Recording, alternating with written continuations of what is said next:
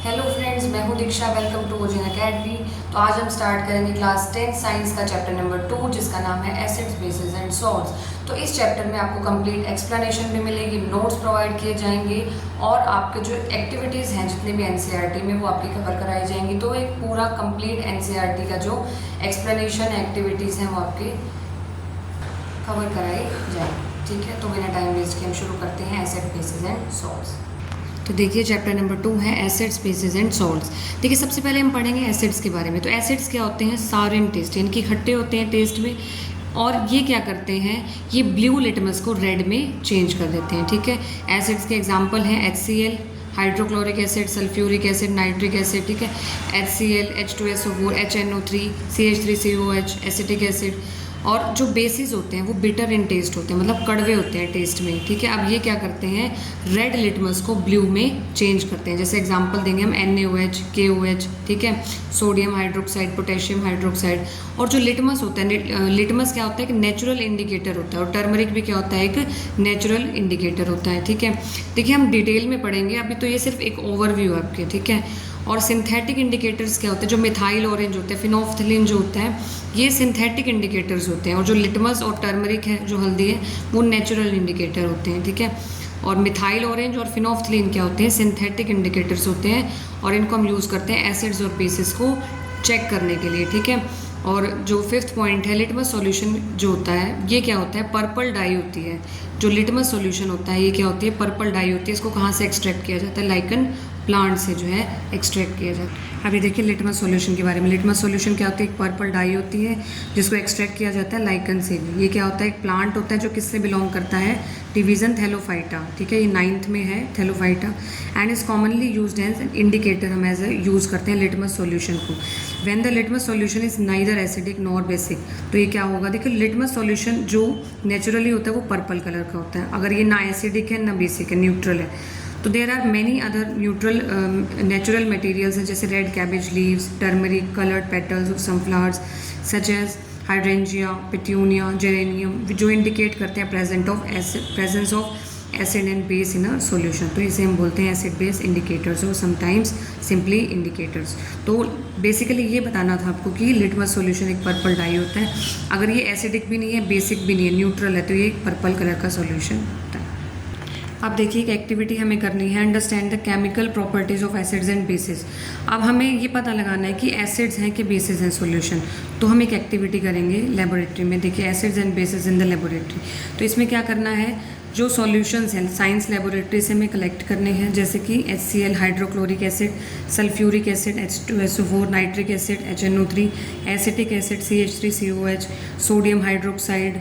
ठीक है, calcium hydroxide, potassium hydroxide, magnesium hydroxide, ammonium hydroxide. सबसे पहले आपको ये सैंपल्स जो हैं लेबोरेटरी से जो है कलेक्ट करने हैं। ठीक है, तो इनको कलेक्ट करना है सबसे पहले।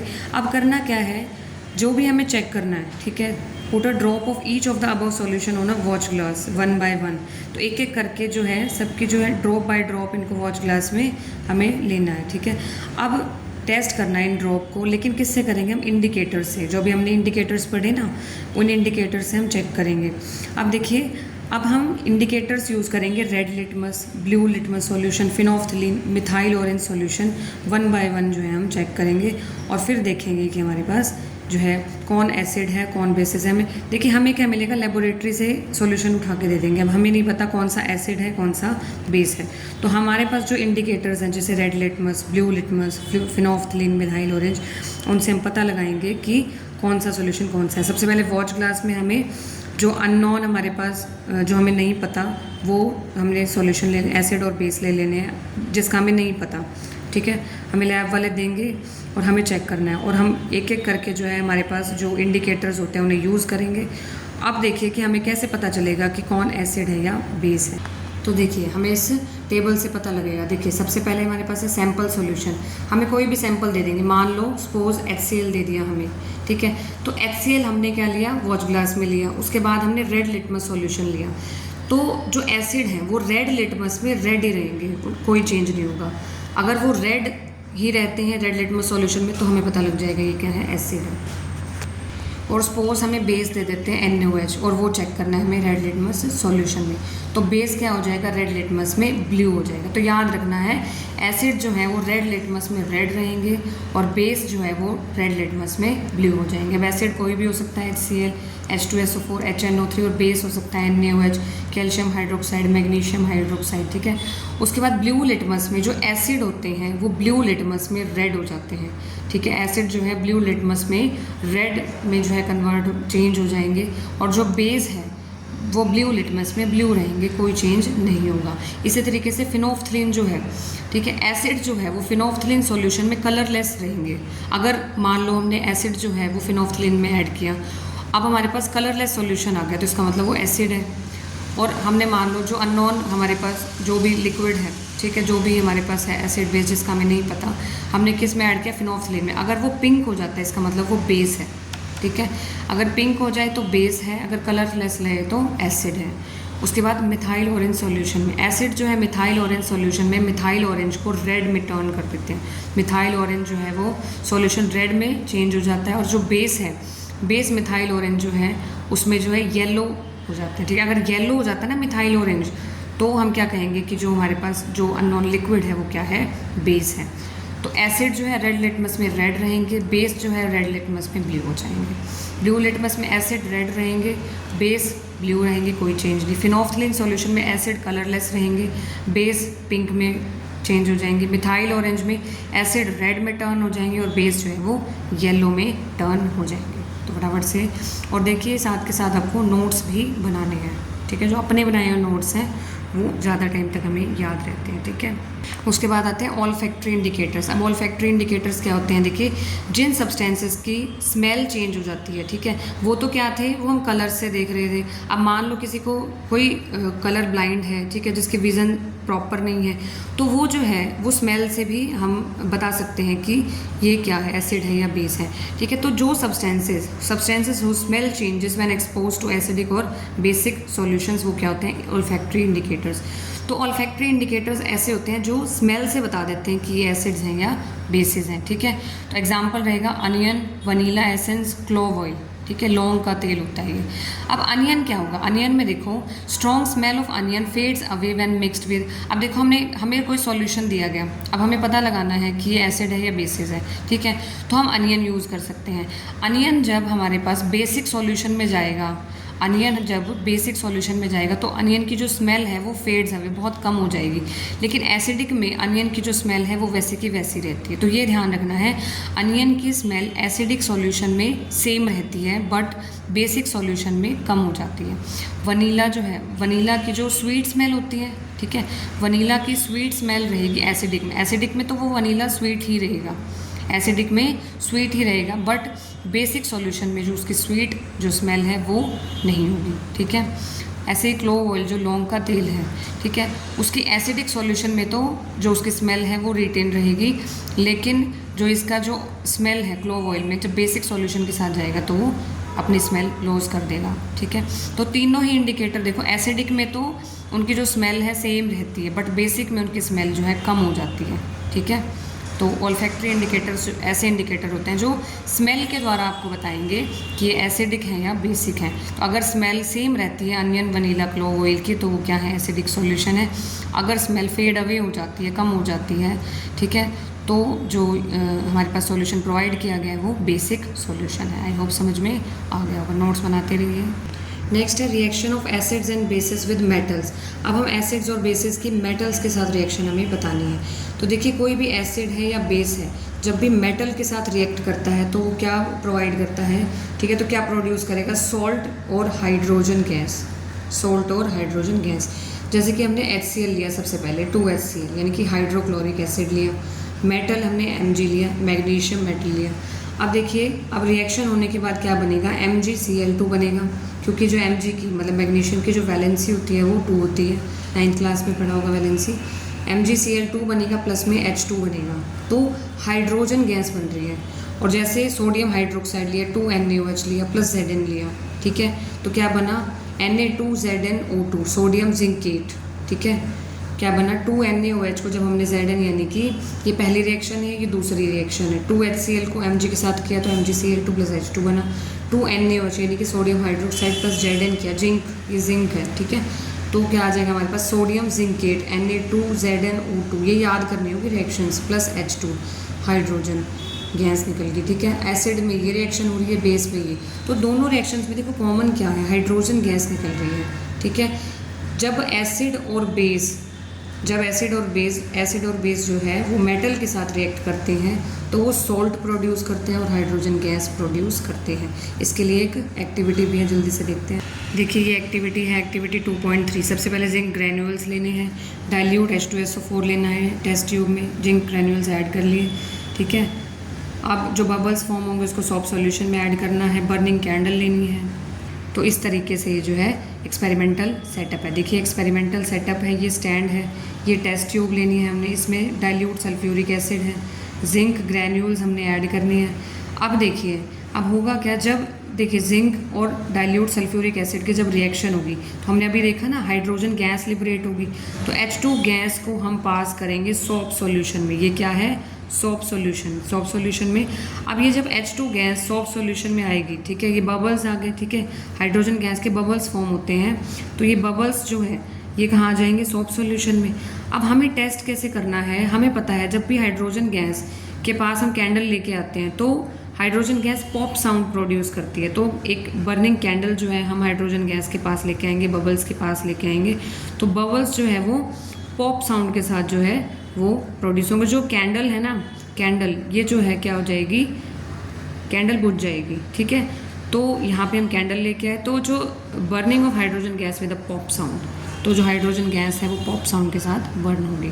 तो ये एक एक्टिविटी थी, इस तरीके से आप देख सकते हैं। कैंडल है, कैंडल को हम बबल्स के पास लेके आए, तो जो हाइड्रोजन गैस बबल्स हैं वो क्या होंगे, बर्न हो जाएंगे पॉप साउंड के साथ। पॉप साउंड पता होगी, ठीक है। अब देखिए नेक्स्ट है हमारे पास कि मेटल कार्बोनेट और मेटल हाइड्रोजन कार्बोनेट एसिड्स के साथ कैसे रिएक्ट करते हैं। तो सबसे पहले क्या लेनी है, 2 टेस्ट ट्यूब ली, ठीक है, A और B। अब क्या करना है हमें, take about 0.5 gram of sodium carbonate लेना है Na2CO3 A टेस्ट ट्यूब में, और B टेस्ट ट्यूब में क्या लेना है, सोडियम हाइड्रोजन कार्बोनेट लेना है, ठीक है।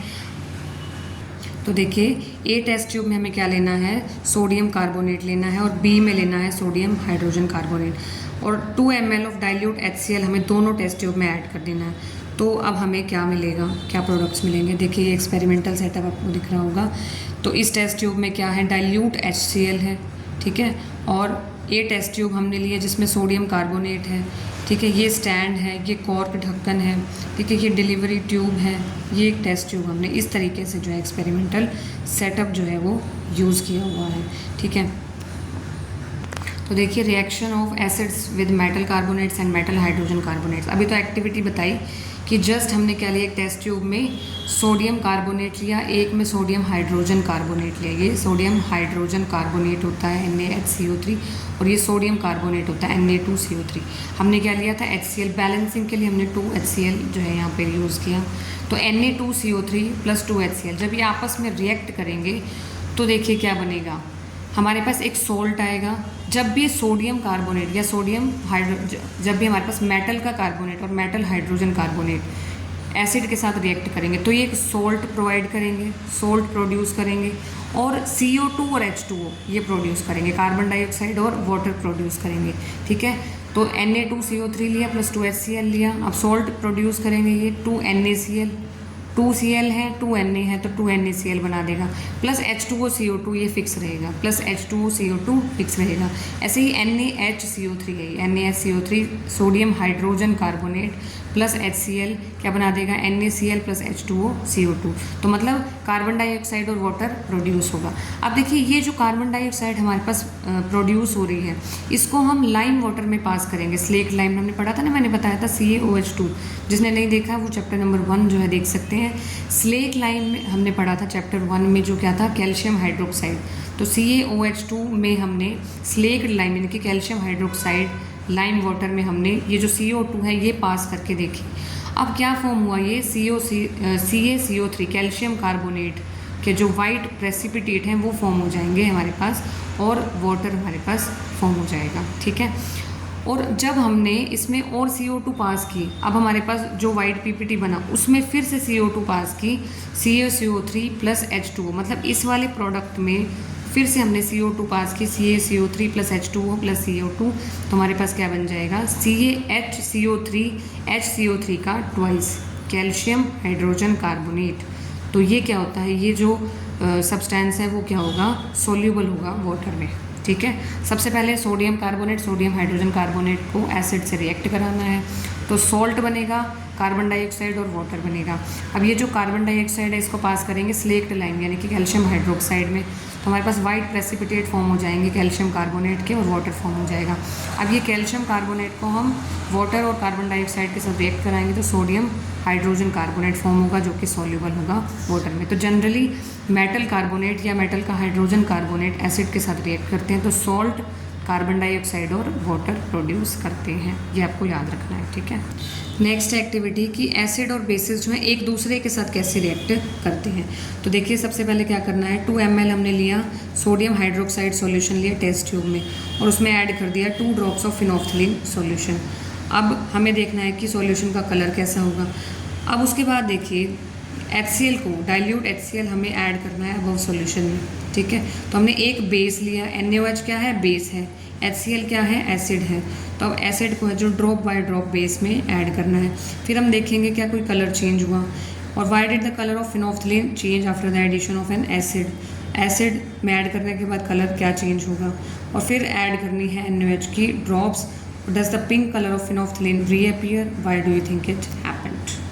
तो देखिए जब हम ये रिएक्शन करेंगे कि पहले हमने बेस लिया फिर हम एसिड ऐड कर रहे हैं, तो इस एक्टिविटी में हम क्या ऑब्जर्व करेंगे कि जो बेस का इफेक्ट है वो नलीफाई हो जाएगा एसिड के इफेक्ट से, और वाइस वर्सा, चाहे आप एसिड में बेस ऐड करो या बेस में एसिड।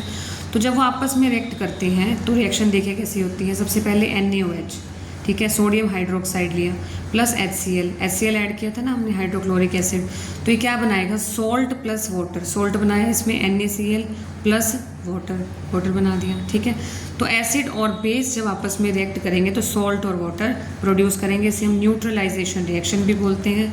न्यूट्रलाइजेशन रिएक्शन को हम ऐसे भी लिख सकते हैं, बेस प्लस एसिड क्या प्रोड्यूस करेगा, सॉल्ट प्लस वाटर। और जो कलर वाली चीज़ है वो मैं पहले ही आपको बता चुकी हूँ कि जो बेस होते हैं वो फिनोल्फ्थलीन में जो है वो क्या रहेंगे, पिंक हो जाते हैं, और जो एसिड होते हैं वो फिनोल्फ्थलीन में कलरलेस रहते हैं। मैंने पहले ही आपको बताया, ये तो जस्ट वही पूछेगा। अगर आ जाता है NaOH, बेस को अगर आप फिनोल्फ्थलीन में ऐड करोगे तो बेस तो जो है वो पिंक में चेंज हो जाता है और एसिड जो है वो कलरलेस रहता है। ठीक है, फिनोल्फ्थलीन सॉल्यूशन में। ठीक है, बाकी आपको ये याद रखना है बेस प्लस एसिड जो है सॉल्ट प्लस वाटर बनाता है। तो आप नोट्स में भी ये देख सकते हैं, reaction of acids and bases with each other. तो बेस लिया प्लस एसिड लिया, NaOH plus HCl, sodium hydroxide और हाइड्रोक्लोरिक एसिड क्या बनाएगा, salt plus water, NaCl plus water. ठीक है, अब देखिए नेक्स्ट एक्टिविटी है reaction of metallic oxides with acids. अब मेटेलिक ऑक्साइड्स की एसिड्स के साथ हमने रिएक्शन करानी है। तो देखिए सबसे पहले हम क्या लेंगे, small amount of copper oxide लेंगे बीकर में, एक बीकर लिया उसमें कॉपर ऑक्साइड डाला, तो हमें क्या लेना है, take small amount of copper oxide in a beaker, beaker में कॉपर ऑक्साइड लेना है, डाइल्यूट सल्फ्यूरिक एसिड ऐड करना है और स्लोली जो है इसको स्टिर करते रहना है। ठीक है, तो उसके बाद हम नोट करेंगे कि सॉल्यूशन का कलर कैसा है और जो कॉपर ऑक्साइड है, ठीक है, उसका कलर कैसे चेंज हो गया। तो हम देखेंगे, देखिए colour of the solution becomes blue green and the copper oxide dissolve. देखिए होगा क्या, जो सॉल्यूशन का जो कलर है वो क्या हो जाएगा, ब्लू ग्रीन हो जाएगा, और कॉपर ऑक्साइड जो है वो डिजोल्व हो जाएगा। और जो ब्लू ग्रीन कलर है सॉल्यूशन का, ये किस वजह से होगा, due to formation of copper chloride in the reaction. ठीक है, तो देखिए आप इसमें देख सकते हैं मेटेलिक ऑक्साइड्स का एसिड के साथ हमें रिएक्शन करनी है। तो हमने मेटल का ऑक्साइड लिया यानी कि कॉपर ऑक्साइड लिया, CuO कॉपर ऑक्साइड, जो कि ब्लैक कलर का सॉलिड होता है, उसका हमने रिएक्शन कराना है हाइड्रोक्लोरिक एसिड के साथ। तो क्या फॉर्म हो जाएगा, CuCl2। ठीक है, कॉपर क्लोराइड फॉर्म हो गया। कॉपर ऑक्साइड लिया था ब्लैक कलर का, क्या बन गया, कॉपर क्लोराइड, एसिड के साथ ये 2HCl के साथ फॉर्म हो गया ब्लू ग्रीन कलर का कॉपर क्लोराइड बन गया और वाटर बन गया। ठीक है, तो ब्लैक सॉलिड किस में चेंज हो गया, ब्लू ग्रीन कलर में चेंज हो गया और वाटर बन गया। तो जब भी मेटल का ऑक्साइड एसिड के साथ रिएक्ट करता है तो क्या फॉर्म करता है, सॉल्ट और वाटर। देखो पिछली रिएक्शन में हमने क्या देखा था कि जब एसिड और बेस रिएक्ट करते हैं तो सॉल्ट और वाटर फॉर्म करता है। तो जब एसिड के साथ मेटल ऑक्साइड हमने डाला तो सॉल्ट और वाटर फॉर्म कर रहा है। अगर हम दोनों को कंपेयर करें तो मेटल ऑक्साइड किसके इक्विवेलेंट आ रहा है, बेस के इक्विवेलेंट आ रहा है। तो मेटल ऑक्साइड जो है वो किसकी तरह एक्ट करते हैं, मेटल ऑक्साइड को हम बेस की तरह ही लेके चलेंगे। Metal oxide acts as base की तरह काम करेंगे मेटल ऑक्साइड।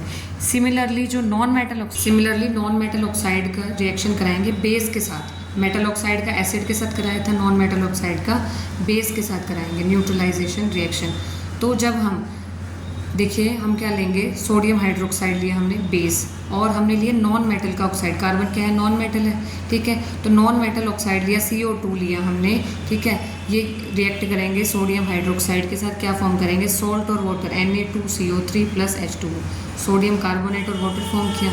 तो देखो जब हमारे पास एसिड और बेस होता है तब सॉल्ट और वाटर फॉर्म होता है। तो यहाँ बेस तो है, तो यानी कि नॉन मेटल ऑक्साइड किसकी तरह काम करेगा, एसिड की तरह। ये ध्यान से समझना है आपको। जब एसिड और बेस मिलते हैं तो सॉल्ट और वाटर प्रोड्यूस करते हैं, पहले पढ़ के आए हैं। अब सॉल्ट और वाटर तो प्रोड्यूस हो रहा है, बेस भी है हमारे पास, तो यानी कि ये जो नॉन मेटल का ऑक्साइड हमने लिया है ये एसिड की तरह काम करेगा। तो CO2 एक्ट्स एज यानी कि non metallic oxide acts as acid.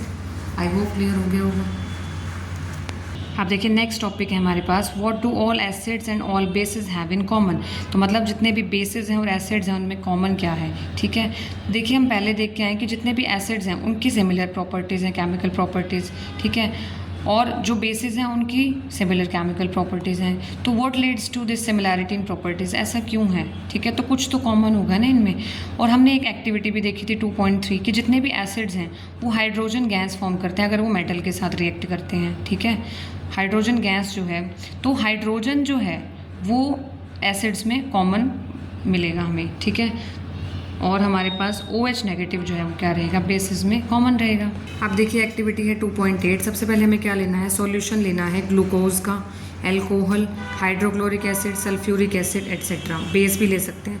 अब हमें क्या लेना है, देखो fix 2 nails on a cork, 2 nails ली कॉर्क पे, ये कॉर्क है हमारे पास, और place the cork in 100 ml beaker, ठीक है। और ये 100 ml बीकर हमने लिया, ये क्या है, बीकर, ठीक है। 2 नेल्स ली कॉर्क पे, ठीक है, ये लकड़ी का होता है, तो नेल्स हमने इस पर अटैच की, बीकर में हमने क्या लिया, ये बीकर लिया, ठीक है। अब हमें क्या करना है, ये जो नेल्स हैं इसको 2 टर्मिनल से अटैच करना है। 6 वोल्ट बैटरी ली, ठीक है, उसके टर्मिनल से हमें अटैच कर देना है, एक को नेगेटिव टर्मिनल से और दूसरे को पॉजिटिव टर्मिनल से अटैच करना है, ठीक है। एनोड क्या होता है, पॉजिटिव, और कैथोड होता है नेगेटिव टर्मिनल, ठीक है। अब हमें now pour some dilute HCl in a beaker. अब इसमें क्या करना है, हाइड्रोक्लोरिक एसिड ऐड करना है, और जो बैटरी है उसका स्विच जो है ऑन कर देंगे, ठीक है। सबसे पहले हमने HCl डाला, याद रखना डाइल्यूट HCl हमने डाला इसके अंदर, ठीक है। अब देखो HCl में डालने के बाद अब यहाँ से हमने क्या किया था, बल्ब को अटैच किया हुआ है। तो जब हम HCl डाल रहे हैं तब भी बल्ब ग्लो कर रहा है, जब हम बेस डाल रहे हैं तब भी बल्ब ग्लो कर रहा है। और सेम जो है देखो, डाइल्यूट सल्फ्यूरिक एसिड डाला हमने, ठीक है, HCl डाला, H2SO4 डाला, तो बल्ब हर बार ग्लो कर रहा है, ठीक है।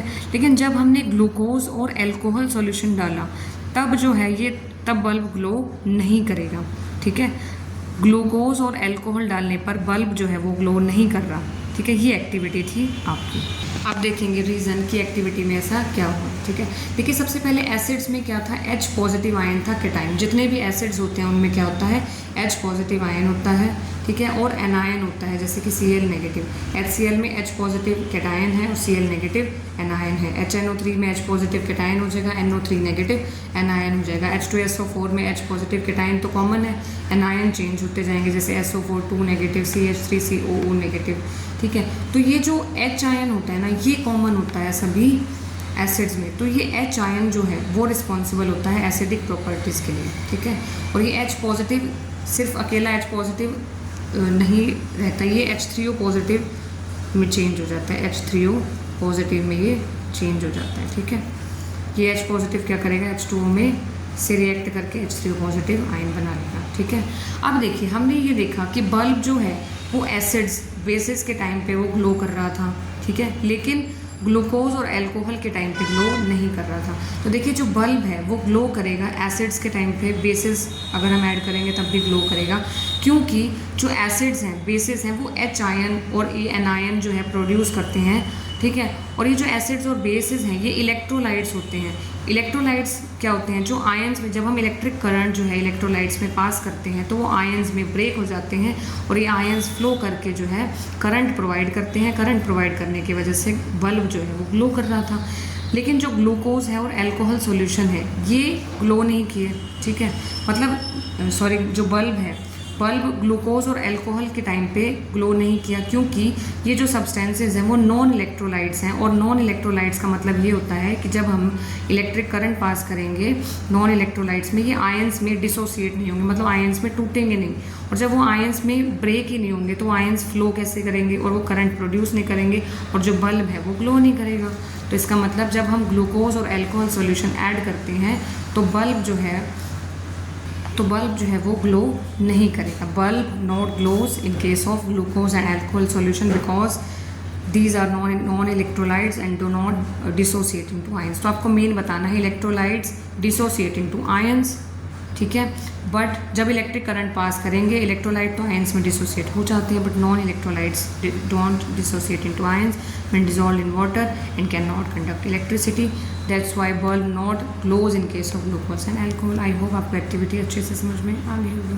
और एक और बात, एसिड्स में अगर H पॉजिटिव आयन रिस्पॉन्सिबल होता है एसिडिक प्रॉपर्टीज़ के लिए, तो बेसिस में जो है, बेसिस में OH नेगेटिव जो है बेसिस में कॉमन होता है और H पॉजिटिव जो है वो एसिड्स में कॉमन होता है। ये आपको याद रखना है, एसिड्स में H पॉजिटिव आयन और बेसिस में OH नेगेटिव आयन जो है कॉमन होता है। तो ये आपका टॉपिक था ना कि एसिड्स और बेसिस में क्या कॉमन है।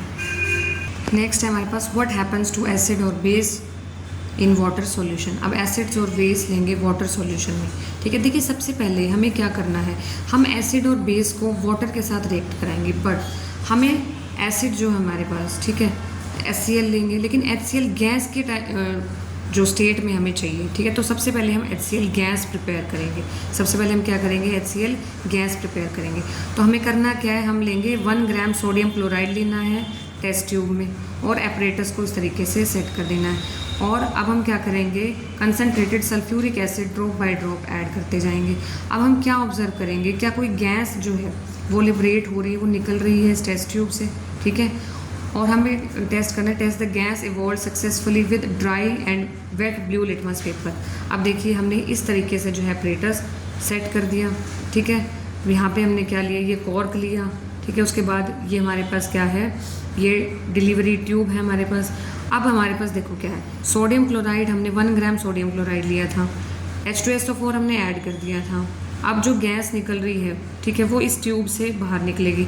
अब जो गैस निकल रही है उसके पास हम लेके आए लिटमस पेपर। वो लिटमस पेपर होना चाहिए मॉइस्ट लिटमस पेपर, ठीक है। ब्लू लिटमस है हमारे पास बट मॉइस्ट होना चाहिए, ठीक है, थोड़ा गीला होना चाहिए, मॉइस्ट होना चाहिए, ठीक है। मॉइस्ट ब्लू लिटमस पेपर हम इसके पास लेके आए। अब जो हमारे पास एसिड है वो क्या करते हैं, ब्लू लिटमस को रेड में चेंज कर देते हैं। तो ये जो लिटमस पेपर है वो रेड में चेंज हो जाएगा, ठीक है। तो ये इस तरीके से हमारे पास HCl गैस, तो हमें क्या पता लग जाएगा कि यहाँ से एसिडिक गैस हमारे पास प्रोड्यूस हो रही है, प्रिपरेशन ऑफ HCl गैस। तो यहाँ से हमारे पास HCl गैस आ जाएगी, ठीक है।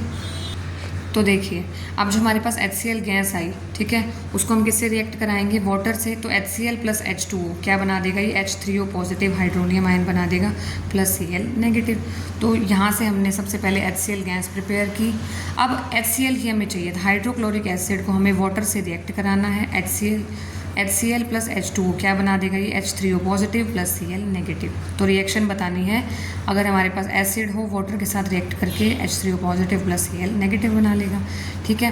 क्योंकि हाइड्रोजन आयंस जो है वो कैन नॉट एग्जिस्ट अलोन, ठीक है। तो हाइड्रोजन जो एटम है, आयंस हैं, वो अलोन एग्जिस्ट नहीं करते, but they exist after combine, वो कंबाइन करते हैं वाटर मॉलिक्यूल के साथ। Thus hydrogen ions must always be shown as H positive और हाइड्रोनियम आयन H3O पॉजिटिव। तो H पॉजिटिव जब भी देखो, H पॉजिटिव क्या होते हैं, ये अकेले एग्जिस्ट नहीं करते, ये वाटर के साथ रिएक्ट कर जाते हैं और H3O पॉजिटिव बना लेते हैं, H3O पॉजिटिव हाइड्रोनियम आयन। अब देखिए यहाँ तो हमने एसिड को वाटर के साथ, बेसिकली इस टॉपिक में एसिड को वाटर के साथ रिएक्ट कराना है, H3O positive plus Cl negative बना, और बेस को वाटर के साथ रिएक्ट कराना है, चाहे H2O प्लस करके लिख दो चाहे एरो पे लिख दो, एक ही बात है। तो NaOH प्लस H2O क्या बन जाएगा, Na ion plus OH ion, sodium ion बन गया और हाइड्रोक्साइड आयन बन गया। अब देखिए एसिड्स और बेसिस वाटर सॉल्यूशन में, ये नोट्स में भी दिखा देती हूँ। एसिड्स जब वाटर के साथ रिएक्ट करते हैं तो H3O positive plus Cl negative बनाते हैं। एसिड्स जो है H3O पॉजिटिव या H पॉजिटिव बनाते हैं वाटर में। बेस जब वाटर के साथ रिएक्ट करते हैं तो Na आयन OH आयन बना दिया। बेस जैसे कि KOH भी ले सकते हैं, H2O के साथ K आयन पोटेशियम हाइड्रोक्साइड लिया तो potassium ion plus hydroxide ion बन गया। मैग्नीशियम हाइड्रोक्साइड लिया वाटर के साथ तो magnesium ion plus hydroxide ion बन गई। ये वैलेंसी जो है आपको लर्न होनी चाहिए। अब जो बेसिस हैं वो OH आयन जनरेट करते हैं वाटर में, और एसिड्स जो हैं वो H आयन या फिर H3O पॉजिटिव आयन जनरेट करते हैं वाटर में। अब देखिए जो बेसिस होते हैं जो वाटर में कम्प्लीटली सोल्यूबल होते हैं उनको बोलते हैं एल्कलीज। जो बेसिस वाटर में कम्प्लीटली सोल्यूबल होते हैं, घुल जाते हैं, उनको बोलते हैं एल्कलीज। एल्कलीज के एग्जांपल हैं, 3 आपको याद रखने हैं, NaOH, KOH और NH4OH, sodium hydroxide, potassium hydroxide और अमोनियम हाइड्रोक्साइड। ठीक है। अब ये जो एल्कलीज होते हैं उनका नेचर कैसे होता है, दे आर सोपी टू टच, ऐसे जैसे सोप को टच करते हैं ना, सोपी होते हैं टच करने में। बिटर यानी कि कड़वा टेस्ट होता है, कोरोसिव होते हैं, ज्वलनशील होते हैं। ठीक है। तो जो बेसिस सोल्यूबल होते हैं वाटर में, ठीक है, उनको बोलते हैं एल्कलीज। याद रखने हैं, sodium hydroxide, potassium hydroxide, ammonium hydroxide, ये कैसे होते हैं, सोपी होते हैं, टच करने में बिटर और कोरोसिव होते हैं। अब देखिए एक और छोटा सा टॉपिक है एनसीईआरटी में आपका, इसी के नीचे। अब देखिए न्यूट्रलाइजेशन रिएक्शन क्या होती है, जब एसिड और बेस आपस में रिएक्ट करते हैं तो क्या फॉर्म करते हैं, सॉल्ट और वाटर। ठीक है। एसिड को जनरली लिया HX, जैसे HCl भी हो सकता है, H2SO4 भी हो सकता है। बेस में, एसिड में H आयन कॉमन होता है, बेस में OH, तो HX प्लस MOH यानी कि बेस, ये क्या बनाएगा, सोल्ट, यानी कि MX प्लस वाटर HOH लिख सकते हैं। तो ये ध्यान रखना है, जब आप वाटर को मिक्स करेंगे एसिड या बेस के साथ, देखो एसिड और बेस में जब आप ऊपर से वाटर डालेंगे तो हाई हीट इवॉल्व होगी। तो ये जो प्रोसेस है ये एक्सोथर्मिक प्रोसेस है, बहुत ज़्यादा हीट निकलेगी, तो ये जो है ख़तरनाक भी हो सकता है। तो हमें ऐसा नहीं करना कि हमने एसिड और बेस ले लिया किसी बीकर में और ऊपर से हम वाटर डाल रहे हैं। ठीक है। तो उसमें तो बहुत ज़्यादा हीट इवॉल्व होगी क्योंकि एक्सोथर्मिक रिएक्शन है। तो हमें करना क्या है, हमें क्या मिक्स करना है, मिक्स एन एसिड और base with water results in. अब हमें वाटर लेना है विद वाटर, मतलब पहले वाटर लेना है बहुत सारा, उसमें धीरे धीरे करके एसिड और बेस ऐड करना है, ना कि पहले हमने एसिड ले लिया उसमें हम वाटर ऐड कर रहे हैं। नहीं, उसमें तो एसिड ज़्यादा होगा और वाटर कम होगा। लेकिन हमें करना क्या है, वाटर ज़्यादा अमाउंट में लेना है, पहले वाटर लिया, थोड़ा थोड़ा ड्रॉप बाय ड्रॉप एसिड या बेस उसमें ऐड करना है। अब होगा क्या, जब हम ऐसा करेंगे कि हमने वाटर लिया बहुत सारा किसी बीकर में और एसिड और बेस जो है ड्रॉप बाय ड्रॉप ऐड किए जा रहे हैं, तो उससे क्या होगा, ये डिक्रीज़ करेगा concentration of ions H3O positive या OH negative per unit volume. तो इससे क्या होगा, डाइल्यूशन प्रोसेस कहते हैं इसको। इससे जो H3O पॉजिटिव जो एसिड में या बेस में ये आयंस हैं ये कम होते जाएंगे, क्योंकि वाटर बढ़ता जाएगा ना उसमें। हम बहुत सारे पानी में एसिड और बेस डाल रहे हैं, ठीक है, तो जो एसिड और बेस की कंसंट्रेशन है वो पानी में जाके H3O पॉजिटिव और OH नेगेटिव को कम कर देगी। तो ये आयंस जो है वाटर में जाके बहुत कम होते जाएंगे पर यूनिट वॉल्यूम। इस प्रोसेस को हम बोलते हैं डाइल्यूशन। डाइल्यूशन में पानी ज़्यादा होता है, एसिड और बेस कम, तो ये जो H3O पॉजिटिव आयन और OH नेगेटिव आयन हैं ये कम हो जाएंगे, तो ये प्रोसेस हो जाएगी डाइल्यूशन। नेक्स्ट है हमारे पास टॉपिक कि हाउ स्ट्रॉन्ग आर एसिड्स और बेस सॉल्यूशन। अब जो एसिड सॉल्यूशन और बेस सॉल्यूशन है वो कितने स्ट्रॉन्ग है। अब देखिए सबसे पहले हमारे पास यूनिवर्सल इंडिकेटर होते हैं। यूनिवर्सल इंडिकेटर जो कि कलर्स, अलग अलग कलर्स शो करते हैं different concentration of hydrogen ion. ठीक है, तो जितनी हाइड्रोजन आयंस होंगे उस सॉल्यूशन में उस हिसाब से वो कलर शो करेंगे।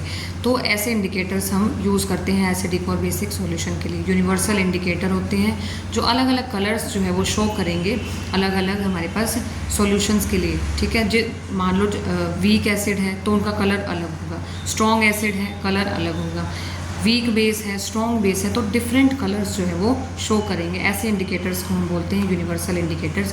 और उसका ही एग्जांपल है यूनिवर्सल इंडिकेटर का पीएच स्केल। पीएच स्केल यानी कि पावर ऑफ हाइड्रोजन स्केल। अब देखिए scale measuring hydrogen ion concentration in a solution. तो जो स्केल हाइड्रोजन आयन कंसंट्रेशन को मेज़र करता है उस स्केल को हम बोलते हैं pH scale. PH scale, power of hydrogen. ठीक है। अब देखिए पता कैसे चलेगा, अब ये पीएच स्केल क्या करेगा, देखिए ये जो नेचुरल होगा न्यूट्रल सॉल्यूशन के लिए 7 वैल्यू देगा, ठीक है। अगर पीएच स्केल पे 7 से कम वैल्यू शो कर रहा है तो इसका मतलब वो सॉल्यूशन एसिडिक है, ये आपको याद रखना है। न्यूट्रल सॉल्यूशन के लिए जो पीएच होता है वो 7 होता है, एसिडिक सॉल्यूशन के लिए जो पीएच है वो 7 से कम होता है, और बेसिक सॉल्यूशन के लिए जो पीएच है वो 7 अबव चला जाता है, 7 to 15 चला जाता है, 14 चला जाता है, 7 से 14 तक चला जाता है बेसिक सॉल्यूशन के लिए। एल्कली भी बोल सकते हैं, एल्कली बताया था ना, जो वाटर सॉल्यूबल बेसिस होते हैं उन्हें एल्कली बोलते हैं। तो बेसिक सॉल्यूशन के लिए 7 अबव चला जाता है, 7 to 14, एसिडिक के लिए 7 से कम हो जाता है, ठीक है। तो acids that give rise to more H ion, फिर आता है एक स्ट्रॉन्ग एसिड कौन से होते हैं और वीक एसिड। तो देखिए जो एसिड्स ज़्यादा एच आयन प्रोड्यूस करेंगे, ठीक है, वो होंगे स्ट्रॉन्ग एसिड, जो कम एच आयन्स प्रोड्यूस करेंगे एक्वस सॉल्यूशन में वो होंगे वीक एसिड। इसी तरीके से जो बेसिस ज़्यादा OH नेगेटिव आयन प्रोड्यूस करेंगे स्ट्रॉन्ग बेस होंगे, जो बेसिस कम OH नेगेटिव प्रोड्यूस करेंगे वीक बेस होंगे, ठीक है। देखिए स्ट्रॉन्ग एसिड और gives more concentration of H ions, जैसे कि H2SO4, HCl, HNO3। Weak acid जो कम कंसनट्रेशन प्रोड्यूस करते हैं एच आयन्स की, जैसे CH3COH, acetic acid, citric acid, lactic acid. Strong base जो ज़्यादा OH नेगेटिव आयन प्रोड्यूस करते हैं, जैसे NaOH, KOH, CaOH2। और वीक बेस जो कम OH नेगेटिव आयन्स प्रोड्यूस करते हैं, जैसे NH4OH, CuOH2, FeOH2 और ZnOH2। देखिए ये है हमारे पास पीएच पेपर, ठीक है, पीएच पेपर है। न्यूट्रल सॉल्यूशन, जो न्यूट्रल सॉल्यूशन जैसे कि प्योर वाटर है, ब्लड, उनके लिए जो पीएच पेपर है, ठीक है, उसकी वैल्यू रहेगी 7। जितना सॉल्यूशन एसिडिक होता जाएगा पीएच की वैल्यू उतनी ही कम होती जाएगी, ऐसे इस तरफ जाएगा। देखिए रेड हो रहा है ना, तो रेड कौन सा होता है, एसिडिक, ठीक है। जैसे कि देखिए लेमन जूस का जो पीएच है 2.2 है, गैस्ट्रिक जूस का पीएच 1.2 है। अब 7 अबव जाएंगे उतना ही देखिए ब्लूइश शेड आती जा रही है, तो इसका मतलब जो सॉल्यूशन है वो कैसा होगा, बेसिक होगा। जितना पीएच की वैल्यू बढ़ती जाएगी 7 से 14 तक हो जाएगी, वो क्या हो जाएगा, बेसिक सॉल्यूशन हो जाएगा। जैसे मिल्क ऑफ मैग्नीशिया का जो हमारे पास पीएच वैल्यू है वो 10 है, सोडियम हाइड्रोक्साइड की जो पीएच वैल्यू है कितनी है, 14 है। तो आई होप ये समझ में आ गया होगा। पीएच पेपर पे न्यूट्रल की 7 से कम गई तो एसिडिक सॉल्यूशन, 7 अबव गई तो बेसिक सॉल्यूशन। नेक्स्ट है देखिए पीएच की एवरीडे लाइफ में इंपॉर्टेंस क्या है, एवरीडे लाइफ में क्या इंपॉर्टेंस है। देखिए अब जो हमारी बॉडी है, एक तो हमें ये याद रखना है कि हमारी बॉडी किस पीएच रेंज में काम करती है। 7 से 7.8 हमारी बॉडी का पीएच होता है। और जो एसिड रेन, अब देखिए जो लिविंग ऑर्गेनिजम्स हैं उनका पीएच 7 to 7.8 है, ठीक है, मतलब सर्वाइव करने के लिए हमें ये पीएच चाहिए। और जो एसिड रेन आती है तो 5.6 उनका पीएच रेंज होता है। अब आप सोच के देखिए जब एसिड रेन का पीएच 5.6 है, जब ये एसिड रेन होती है तो जो एक्वेटिक ऑर्गेनिजम्स हैं उनको रेस्पायर करने में, उनको सांस लेने में कितनी दिक्कत आएगी। तो एक्वेटिक लाइफ के लिए ये जो पीएच है एसिड रेन का वो क्या है, एक खतरे का काम है। तो देखिए इस तरीके से जो सर्वाइवल है एक्वेटिक लाइफ का रिवर्स में कितना डिफ़िकल्ट होगा। जब एसिड रेन फ्लो करेगी रिवर्स में तो जो सर्वाइवल है एक्वेटिक लाइफ का डिफ़िकल्ट हो जाएगा, क्योंकि हमारी जो बॉडी है उनकी जो पीएच रेंज है 7 से 7.8 है और एसिड रेन की 5.6 है। तो जब एसिड रेन रिवर्स में फ्लो करेगी तो जो सर्वाइवल होगा एक्वेटिक लाइफ का वो क्या हो जाएगा, डिफ़िकल्ट हो जाएगा। फिर है next point, pH in our digestive system decrease when stomach produces too much HCl, ठीक है। देखिए जब स्टमक जो है बहुत ज़्यादा हाइड्रोक्लोरिक एसिड प्रोड्यूस करता है तो पीएच उस टाइम पे डिक्रीज़ हो जाता है। और हमें पता है जब पीएच डिक्रीज़ होता है तो एसिड बहुत ज़्यादा प्रोड्यूस होता है, स्ट्रॉन्ग एसिड बन रहा होता है। तो अगर हमें, तो देखिए इस वजह से अगर पीएच कम हो गया स्टमक का तो उस वजह से जो है स्टमक पेन होना शुरू होगा। To get rid of this pain, अगर हमें इस पेन से दर्द से छुटकारा पाना है तो हम क्या लेंगे, एंट एसिड। अब एसिड प्रोड्यूस हो गया ज़्यादा तो एंट एसिड्स हम यूज़ करते हैं, जैसे मैग्नीशियम हाइड्रोक्साइड हम यूज़ करेंगे, मैग्नीशियम हाइड्रोक्साइड हम यूज़ करेंगे, मिल्क ऑफ मैग्नीशिया जिसे बोलते हैं। अब एक और चीज़ है टूथ डिके। अब देखिए जो हमारा टूथ डिके हैं, जो दांत हैं वो गिरने शुरू हो जाएंगे, ख़राब होने शुरू हो जाएंगे जब माउथ का जो पीएच है वो 5.5 से कम होगा। अगर 5.5 से कम पीएच हो जाएगा माउथ का, जो टूथ डिके है वो शुरू हो जाएगा, ठीक है। इसे देखिए डिटेल में हम देख सकते हैं। Tooth decay starts when pH of mouth is lower than 5.5, अब जो टूथ एनिमल है वो किसका बना हुआ होता है, कैल्शियम हाइड्रोक्सी एपेटाइट का, जो कि क्या है, क्रिस्टलाइन फॉर्म है कैल्शियम फॉस्फेट की, ठीक है। और हार्डेस्ट सब्सटेंस है बॉडी का, एनिमल जो है हार्डेस्ट सब्सटेंस है बॉडी का, कैल्शियम हाइड्रोक्सी एपेटाइट का बना होता है। ये डिज़ोल्व नहीं होता वाटर में, लेकिन ये कोरोड हो जाता है, कब होता है, ख़राब होना शुरू हो जाता है जब पीएच होता है माउथ का 5.5 से कम हो जाएगा, ठीक है। तो जो बैक्टीरिया प्रेजेंट होंगे मुंह में वो एसिड्स प्रोड्यूस करेंगे by degradation of sugar and food particle remaining in the mouth after eating. तो जब देखिए, जब हमने खाना खाया और अब जो बैक्टीरिया है जब वो बहुत देर तक मुंह में रहेंगे तो वो क्या करेंगे, वो शुरू कर देंगे, वो मुंह के जो एनिमल है उसको ख़राब करना शुरू कर देंगे। तो best way to prevent this is to, तो हमें क्या करना होगा, जब हम खाना खा लेते हैं उसके बाद हमें माउथ क्लीन करना बहुत ही ज़रूरी हो जाता है। तो इसके लिए हमें टूथपेस्ट यूज़ करनी होगी, generally basic for cleaning the teeth can neutralise the excess acid and prevent tooth decay. तो हमें क्या यूज़ करनी होगी, हमें अपने दांतों को मुँह को साफ़ रखना होगा, उसके लिए हम टूथपेस्ट यूज़ कर सकते हैं, जिससे जो एक्सेस एसिड है, जो बैक्टीरिया है वो ख़त्म हो जाएंगे और वो पीएच को 5.5 तक रखेंगे। नेक्स्ट है हमारे पास जो बी स्टिंग पता होगा, जो मधुमक्खी जो डंक मारती है। अब देखिए, जब बी का जो स्टिंग है वो क्या करता है, वो एसिड छोड़ देता है हमारी मसल्स पे, हमारी स्किन पे, जिससे क्या होगा, इरिटेशन होती है और पेन होता है, दर्द होता है। तो जब हम माइल्ड बेस यानी कि बेकिंग सोडा अगर हम वहाँ उस पर रगड़ लेते हैं, वहाँ हम यूज़ कर लेते हैं स्टंग एरिया पे जहाँ पर उसने कट किया है, तो वो क्या करेगा, हमें रिलीफ देगा। तो मेन बात है, जब उसने बी स्टिंग ने एसिड वहाँ पे छोड़ा हमारी स्किन पे, तो हमने यूज़ कर लिया माइल्ड बेस बेकिंग सोडा, जिससे क्या होगा, वो पेन कम हो जाएगा और रिलीफ मिलेगा। अब आते हैं, देखिए कुछ नेचुरली अकरिंग एसिड्स हैं जो हमें याद रखने हैं। नेचुरल सोर्स जैसे विनेगर का है, तो विनेगर में एसिड कौन सा होता है, एसिटिक एसिड। ऑरेंज में सिट्रिक एसिड होता है, टैमरिंड में टार्टरिक एसिड होता है, टोमेटो में ऑक्सैलिक एसिड होता है, सोर मिल्क, ठीक है, कर्ड में लैक्टिक एसिड होता है, लेमन में सिट्रिक एसिड होता है, एंट के स्ट्रिंग में मिथेनोइक एसिड होता है और नेटल स्ट्रिंग में मिथेनोइक एसिड होता है, याद रखना है आपको। उसके बाद एक छोटा सा टॉपिक है आपका कि देखिए कि स्ट्रॉन्ग एसिड का जो सॉल्ट्स है, स्ट्रॉन्ग बेस के साथ जब रिएक्ट करता है तो न्यूट्रल सॉल्यूशन प्रोड्यूस करता है जिसका पीएच वैल्यू 7 रहेगा। और स्ट्रॉन्ग एसिड, अगर हमारे पास स्ट्रॉन्ग एसिड का सॉल्ट है वो वीक बेस के साथ रिएक्ट कर रहा है, तो जो हमारे पास फाइनल जो सॉल्यूशन होगा वो एसिडिक होगा, जिसका पीएच वैल्यू कितनी होगी, 7 से कम होगी। और अगर स्ट्रॉन्ग बेस है और वीक एसिड है, वो आपस में रिएक्ट कर रहे हैं, तो जो नेट सॉल्यूशन, जो फाइनल सॉल्यूशन बनेगा वो बेसिक होगा नेचर में, जिसकी पीएच वैल्यू 7 होगी। तो इसके लिए आपको एक तो पीएच की वैल्यू का पता होना चाहिए जो मैंने आपको बताई, ठीक है। अब स्ट्रॉन्ग एसिड स्ट्रॉन्ग बेस दोनों स्ट्रॉन्ग है तो न्यूट्रल बनेगा, न्यूट्रल की वैल्यू हमें पता है पीएच में 7 होती है।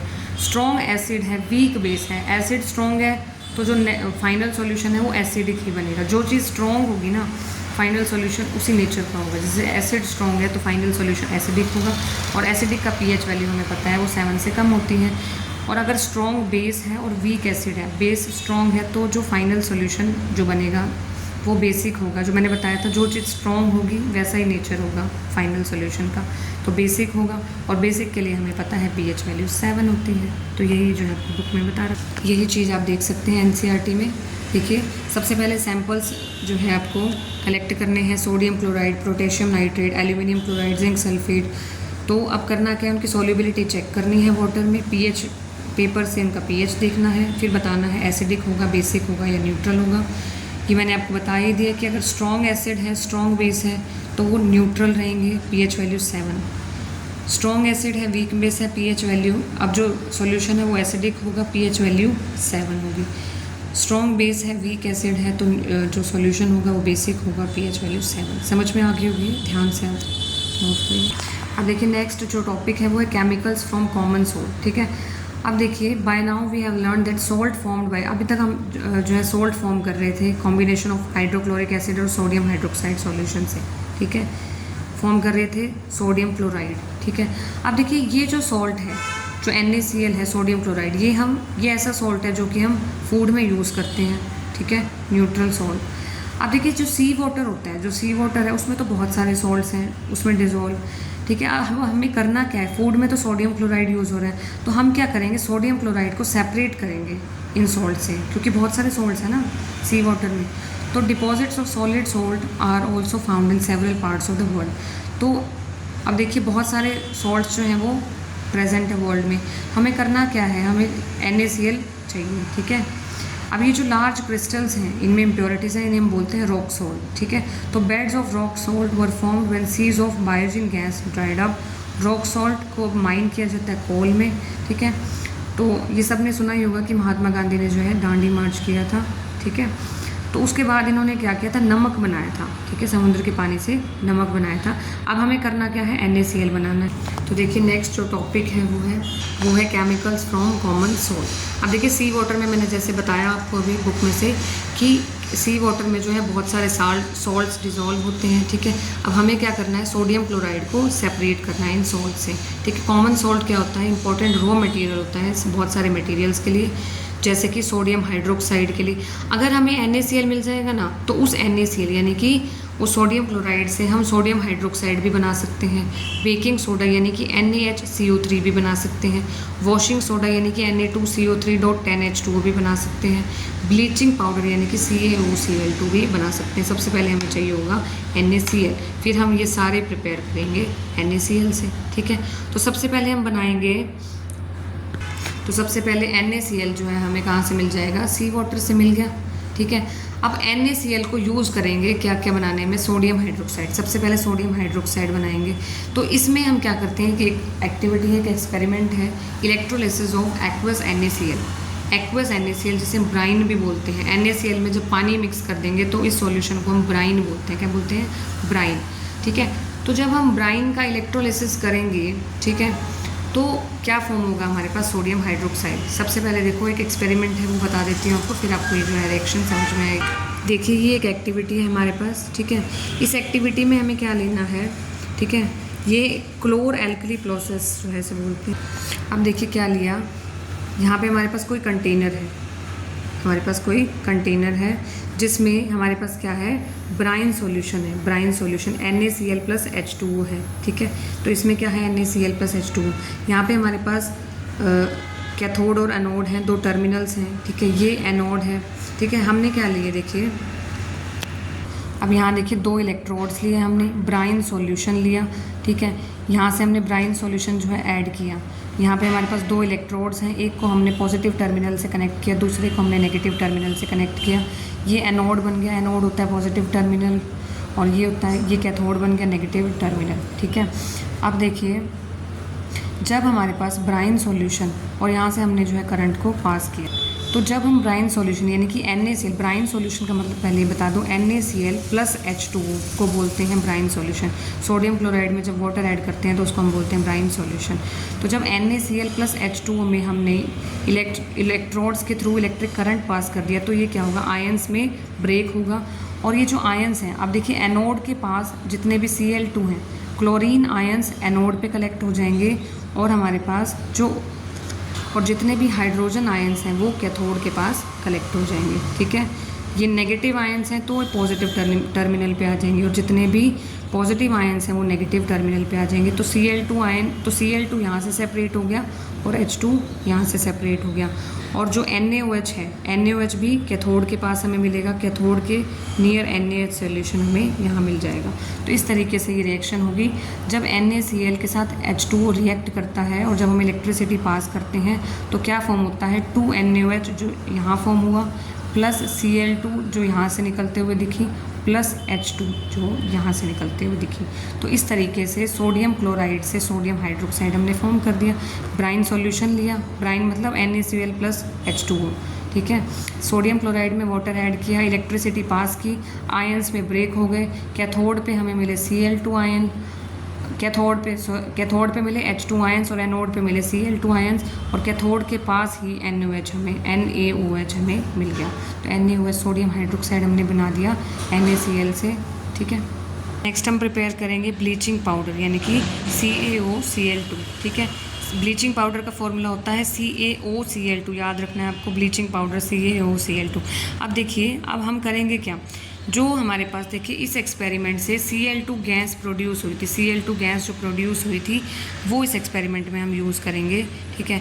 अब हम क्या करेंगे, जो इलेक्ट्रोलिसिस में जो हमने ब्राइन की इलेक्ट्रोलिसिस की थी, उस टाइम जो Cl2 लिबरेट हुई थी, इस क्लोरीन गैस को हम यूज़ करेंगे ब्लीचिंग पाउडर फॉर्म करने में। तो ब्लीचिंग पाउडर प्रोड्यूस कैसे करेंगे, क्लोरीन जो हमने यहाँ बनाई थी ऊपर वाले एक्सपेरिमेंट में, Cl2, ठीक है, उसको ऐड करेंगे कैल्शियम हाइड्रोक्साइड के साथ, तो क्या फॉर्म करेगा ये CaOCl2, यानी कि bleaching powder CaOCl2 plus H2O form कर देगा। तो ब्लीचिंग पाउडर फॉर्म हो गया। ये रिएक्शन आपको याद रखनी है, CaOH2 प्लस Cl2 रिएक्ट करके क्या बनाती हैं, CaOCl2 प्लस H2। तो बेसिकली ये जो रिएक्शन, जो ब्लीचिंग पाउडर बना, 2 स्टेप्स में बना। सबसे पहले इलेक्ट्रोलिसिस करनी होगी, ठीक है, 2NaCl, जो ऊपर वाली रिएक्शन है 2NaCl plus 2H2O, 2NaOH plus Cl2 plus H2 बना।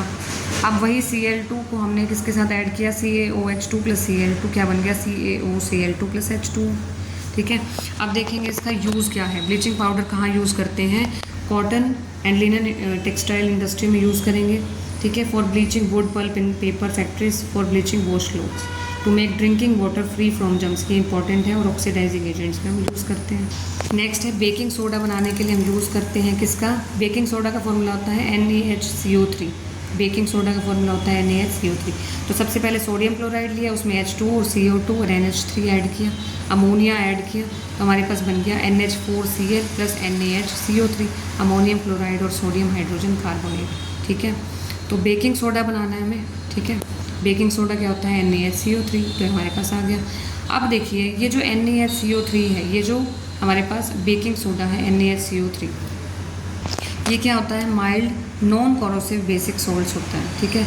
अब जब हम हीट करेंगे इसको, NaHCO3 को हीट किया तो ये क्या फॉर्म कर देगा, सोडियम कार्बोनेट, H2O और CO2।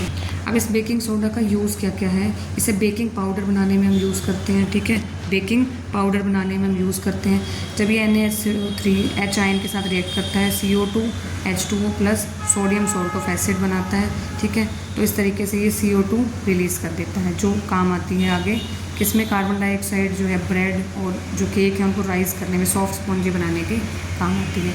Sodium hydrogen carbonate ingredient antacids में भी यूज़ होता है। मेन है soda acid fire extinguisher, soda acid fire extinguishers में यूज़ होता है कौन सा, बेकिंग सोडा, ठीक है। नेक्स्ट है वॉशिंग सोडा। वॉशिंग सोडा होता है Na2CO3.10H2O। ये कैसे बनाएंगे, जब हमने सोडियम कार्बोनेट, जो हमें पीछे से मिला सोडियम कार्बोनेट प्लस 10H2O को रिएक्ट कराएंगे तो हमारे पास आ जाएगा Na2CO3.10H2O। ये होता है वॉशिंग सोडा। तो सबसे पहले देखिए ये जो है, सबसे पहले हमें Na2CO3 बनाना होगा। अब रिएक्शन से सोडियम हाइड्रोजन कार्बोनेट से सोडियम कार्बोनेट बनाना है, सोडियम कार्बोनेट में फिर वाटर ऐड करना है, बन जाएगा Na2CO3.10H2O, जो कि वॉशिंग सोडा होता है। अब ये जो वॉशिंग सोडा है ये कहाँ यूज़ करते हैं हम, ग्लास, सोप और पेपर इंडस्ट्रीज़ में यूज़ करते हैं, ठीक है। बोरैक्स में यूज़ करते हैं। Permanent hardness of water, main तो ये है कि परमानेंट हार्डनेस ऑफ वाटर में जो है ये यूज़ होता है। Sodium carbonate can be used as cleaning agent में भी यूज़ करते हैं फॉर डोमेस्टिक पर्पसेस। अब लास्ट टॉपिक जो है इस चैप्टर का वो है fix number of water molecules present in 1 formula unit of salt. देखिए इसमें क्या जो क्रिस्टल्स होते हैं वो रियली ड्राई होते हैं, नहीं होते। आप एक एक्टिविटी से देख सकते हैं, ठीक है। इस एक्टिविटी में देखिए क्या किया हुआ है, कुछ क्रिस्टल लेने, जैसे कॉपर सल्फेट क्रिस्टल लिया, उसको बॉइलिंग ट्यूब में लिया, ठीक है। कॉपर सल्फेट का कलर नोट कर लिया, हीट करने के बाद कलर देखेंगे तो हम देखेंगे कि जो कलर है वो क्या हो जाएगा, पहले अलग था उसके बाद अलग था। To you notice water droplets in the boiling tube. अब देखिए हम क्या देखेंगे कि बॉइलिंग ट्यूब्स में जो है वाटर ड्रॉपलेट्स आने लगी, तो इसका मतलब जो क्रिस्टल्स थे हमारे पास वो क्या है, उनमें वाटर की अमाउंट है, ठीक है। कि अब देखेंगे किस क्रिस्टल में कितने अमाउंट ऑफ वाटर होता है, ये आपको याद रखना है। देखिए water of crystallisation, fix number of water molecules जो है प्रेजेंट होते हैं 1 फार्मूला यूनिट ऑफ सॉल्ट में। जैसे CuSO4.5H2O, ये होता है copper sulphate crystals, blue colour का। CuSO4 कॉपर सल्फेट वाले जो क्रिस्टल्स होते हैं उनमें 5H2O पानी होता है। कैल्शियम सल्फेट जो क्रिस्टल्स होते हैं उनमें 2H2O वाटर अमाउंट होता है। CaSO4.2H2O से जिप्सम भी बोलते हैं। Na2CO3 में 10H2O होता है। सोडियम कार्बोनेट डेकाहाइड्रेट बोलते हैं, इसे वॉशिंग सोडा, 10H2O होता है। FeSO4.7H2 होता है। आयरन सल्फेट में 7H2O अमाउंट होता है। Ferrous sulphate crystals green colour के होते हैं। एक होता है प्लास्टर ऑफ पेरिस, बहुत इंपॉर्टेंट है, वाइट पाउडर होता है। CaSO4.12H2O। अगर 2H2O होगा कैल्शियम सल्फेट में तो जिप्सम हो जाएगा, 12H2O होगा तो प्लास्टर ऑफ पेरिस हो जाएगा। और ये फॉर्म होता है जब हम जिप्सम को हीट करेंगे 373 केल्विन पे, तो प्लास्टर ऑफ पेरिस फॉर्म हो जाएगा। अब ये कहाँ यूज़ होते हैं? डॉक्टर्स यूज़ करते हैं as a plaster for supporting fractured bones होती है ना, तो वहाँ जो है प्लास्टर ऑफ पेरिस का यूज़ होता है। तो ये था आपका चैप्टर नंबर 2 कंप्लीट, जो कि आपको जितनी भी एक्टिविटीज़ हैं वो भी सब कराई गई हैं, नोट्स भी आपको जो है नोट्स से भी करवाया गया। तो आई होप आपको जो ये लेक्चर आज का पसंद आया होगा। तो ज़रूर लाइक शेयर सब्सक्राइब करें चैनल को। मिलते हैं नेक्स्ट वीडियो नेक्स्ट चैप्टर के साथ। Bye bye.